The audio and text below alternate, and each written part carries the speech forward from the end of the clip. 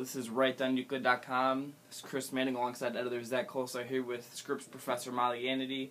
And she was at the Cavs Thunder game this past weekend, and we're here to get her thoughts. First off, what made you want to drive 4 hours from Athens up to Cleveland to see a mediocre basketball team play in the middle of winter? Okay, well, I have a really good friend who works for the Oklahoma City Thunder, and I was in Seattle for a long time. He was actually the sports editor of the Seattle PI, but now he's the director of digital services and publications for the Thunder. He did it for the Sonics before the Thunder, and so a long time ago when I saw the game on the calendar, I gave him a call and asked if he was going to be in Cleveland. And he said he wasn't, but asked if I wanted tickets. So I was like, yeah, I'd love to go. And I haven't seen the Thunder play, but I have a really good friend in Cleveland who's a super fan. So I got 4 free tickets and just decided to make a weekend out of it in Cleveland. And our expectations of the game were pretty low. Let's just put it that way. It's one of the best teams playing one of the not best teams. Let's put it that way. So we got there, and it was dumping snow, and we'd come through bad weather to get there, and we were pleasantly surprised when we got our tickets at will call, and we had floor seats. So that was pretty darn nice. So we had great seats right behind the basket, and ended up being treated to one heck of a show. So you said your friend, he works for the Oklahoma City Thunder, used to work for the Seattle Supersonics. Do you know anything about his job description or what specifically he has? Yeah, he actually, he's pretty much in charge of the Thunder's website. Produces content for it, manages the freelancers that do also everything from writing the stories to designing to multimedia production. He oversees all that. Interesting. Yeah, you on the floor. I mean, was that your first time at the Q? Yeah, it was. What did you? That's not true. I actually had been there when it was Gund Arena. Gund Arena. Yeah. But what did you think of the atmosphere and the presentation that the Cavs put on at the Q? Yeah. I've been to a lot of NBA games, and I think that they all pretty much feel the same. Like you've got the halftime shows and the all the noise and the things running around the scoreboards or the digital boards on the side and stuff like that. That all's pretty, that's standard stuff. But what I was really surprised at is here's a team who won, 15 games or something like that. And there was a great energy there. It was a really good crowd, especially for that weather. And it was a good game right from the tip-off. I mean, sometimes you go to NBA games and it doesn't seem like they start playing until after halftime. Yeah. And this was just good energy right from the get-go. The team was up for the challenge of playing the Thunder. And the crowd was really into it. We had a blast. And as far as the crowd goes, I've seen a lot of statements on Twitter saying that there was a plethora of Oklahoma City Thunder fans there. Now, did you see it? Or I don't know if that was an exaggeration. I think that was an exaggeration. Okay. It didn't feel like it. I mean, I think a lot of people went to see Kevin Durant play and to see this, high-scoring offense. But it was such a close game. It was so much fun. But it never felt like, it didn't seem like a pro-Oklahoma City crowd at all. It was definitely pro-Cavs.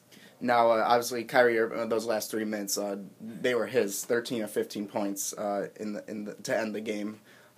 Now, do you think after receiving an All-Star nod, do you think that more and more people are going to start to come to games because of him, kind of in the way that LeBron drew fans in? Well, I don't know if it will be the same way as LeBron. I mean, LeBron was a local phenomenon from the time he was in 8th grade, but Kyrie's a can't miss player. I mean, you want to see him play and you want to see him do good things. And the thing was, it was just everyone was working. Everyone knew he had the hot hand. He's the star, but the complimentary players were terrific that night. I mean, I like Tristan Thompson's style of play, but they also knew he did have the hot hand and they were feeding him. It was just. It was great to watch. It was really fun.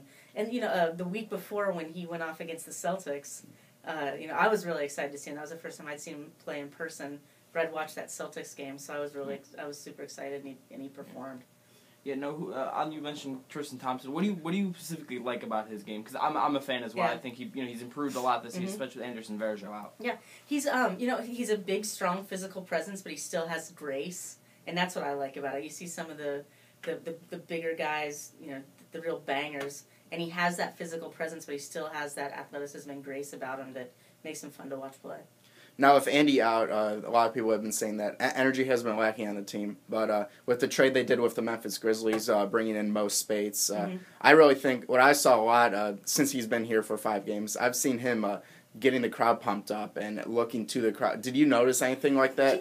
The thing was, I didn't think anyone had to get the crowd pumped up because it was just such a close game and it was so intense, like I said, right from the get-go. The crowd was into it. I mean, and everyone around where I was sitting, lots of beers are being drunk and things like that, but everyone was into it. So I don't think it was just one person rah, rah. It was just a good, intense game. But we'll see how that carries over. I mean, their next game is going to be tonight, and we'll see what happens. So it was exciting. I mean, I was more than thrilled. And, I mean, those nice seats helped a lot, too. Don't get me wrong.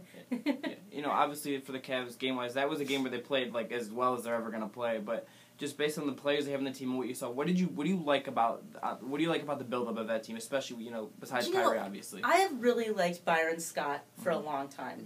I think he did a great job with Sacramento. He's been, I think he's a calming presence and a good coach. The Cavs aren't going to be a star team right away, let's say, but they have some real good complementary pieces to Kyrie. They need to stay healthy. It was an absolute shame that their leading rebounders, out for the season. But it seems to this point that they've really stepped up. I'm anxious to see where they go from here. I've never been a big NBA fan, but I think this is a team that has so much young talent and a presence about them that you have to watch out for them. Now, you mentioned Byron Scott, how you like his style of coaching. Now, a lot of people are quick to jump, in his 3rd season with the Cavaliers, and the record's not in his favor at all. So a lot of people are, jumping the gun, saying that he should be out the door next. This should be after his contract season, 2014, 2015. He should be gone. But do you with a team like Cleveland, after the post-LeBron era, I think patience is the most important thing. Do you think that it's too early to even talk about Byron Scott? Yeah, I do. And the thing is for me, it's always been really hard, especially in covering sports for so long, is that there's a human element that we forget about this. And yes, I understand they make a lot of money and things like this, but I think that it's just kind of mean to say, he needs to be fired. Especially when you look at how teams in the NBA are built right now. The really good teams have 2, 3 megastars on them. I mean, all of them do. And when you see a team underperforming like the Lakers, that's when you're like, what's going on with the coaching, or did we put the wrong pieces together? And from what I'm seeing, Byron Scott's taken a team with one star, Kyrie Irving, who's still a fledgling star. He's really young in this league. And I don't think it's really fair to say he needs to go at this point when you're looking at, they don't even have one full-blown mega star yet. And when you're looking, someone's got to win and someone's got to lose. And if you have these teams with all these mega stars and the teams with 0 or getting to 1, there's going to be an imbalance. I don't think you can really say we're going to fire a coach unless you have those stars and those pieces aren't together at all, and you're losing.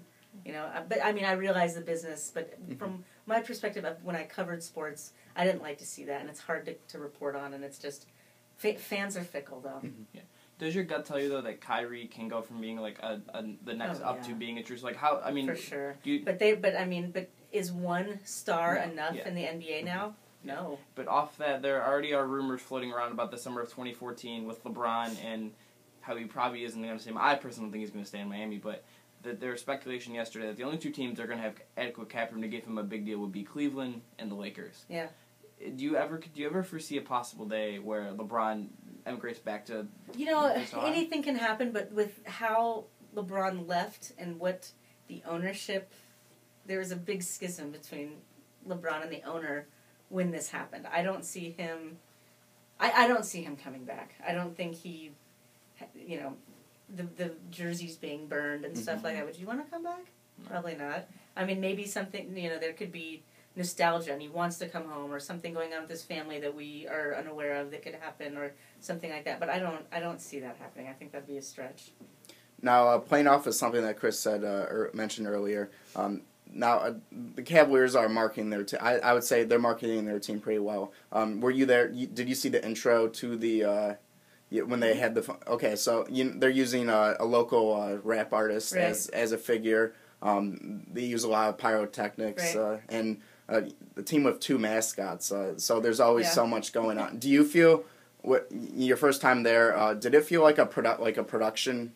Yeah, the thing is, I don't think that that's unique to the Cavs, though. Mm-hmm. I'm not tied into Cleveland. I don't know much about Cleveland, to be honest. So I realized this guy. I didn't realize he was a local rap artist. Like, he was entertaining and he was fun, and it's definitely a production. But I think that the NBA has been working to doing that with all their markets for quite some time. I mean, they have it down to such an art form that the WNBA was able to capitalize on the same thing. You go to a WNBA game, they have the fire exploding and things like that, and it's they've gotten the pregame and even like, I mean, during timeouts, the production element is huge, but I mean that's with all pro sports right now. Your entertainment dollar is you're getting the bang for the buck for your entertainment dollar.